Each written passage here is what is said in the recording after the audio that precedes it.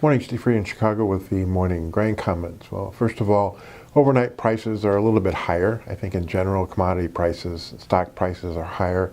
The reports out of China after the end of the U.S.-China trade talks were positive.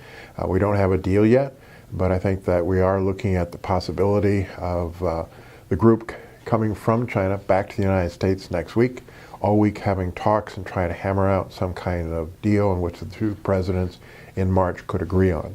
So things are up a little bit. For me, it's a little disappointing that they didn't separate the grain and have a grain deal announced. So we'll just kind of see down the road if that's included in the overall deal.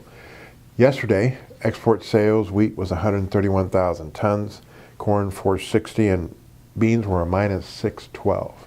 So the market yesterday acted negative to the negative cancellation by China and beans out of the unknown.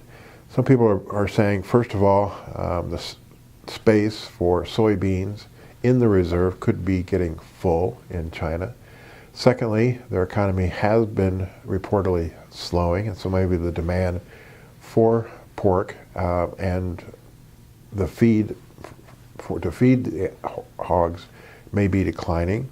We also feel that the African swine fever may be spreading more than what the Chinese is admitting, and that could also be impacting not only the hog numbers, but also consumers' demand for pork. We also note that last week, wheat prices in Chicago down about 10 cents. We had corn up a penny, beans down about 7 cents, meal down $1, and oil down about 100 points. The export market in beans expected to be relatively flat, considering the upcoming South American harvest, and also if Chinese demand for bean imports is declining. So Brazil weather is good. Argentina looks like they're going to see some showers in some of the dry areas. So overall, the South American weather situation is pretty favorable. We did note yesterday that there was some corn and wheat end user domestic buying on the break. Overnight, corn volume was pretty high, higher than what we've seen normally. And the cash basis levels, especially at the Gulf, is higher for the corn basis. As far as the players sheet is concerned, yesterday, funds were sellers of beans, oil, meal, a lot of corn, and a lot of wheat. Today's CFTC Commitment to Traders report will be as of January 22nd, so they still haven't caught up on what we're seeing as far as actual numbers. But we feel the funds are pretty much even in the beans, short oil, even in the meal, long a little bit of corn, and short a little bit of wheat. CBOT grains are closed on Monday for the presidential's holiday.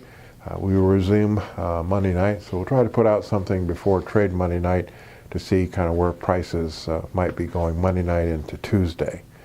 So again, prices in general of commodities a little bit higher on some positive talks out of the end of the trade talks in the U.S. and China. We'll just kind of see what unfolds. I think the number one thing that we are trading in all commodities is whether or not U.S. and China can hammer out a trade deal. Other than that, we're just looking at soybean prices, wheat prices near the lower end of the trading range that we've established since the first of the year. So we'll see if we can find some support at some key price levels. Corn remains in a trading range. As always, these are my thoughts, not those of ADM or ADM Investor Services. Have a safe and profitable trading day.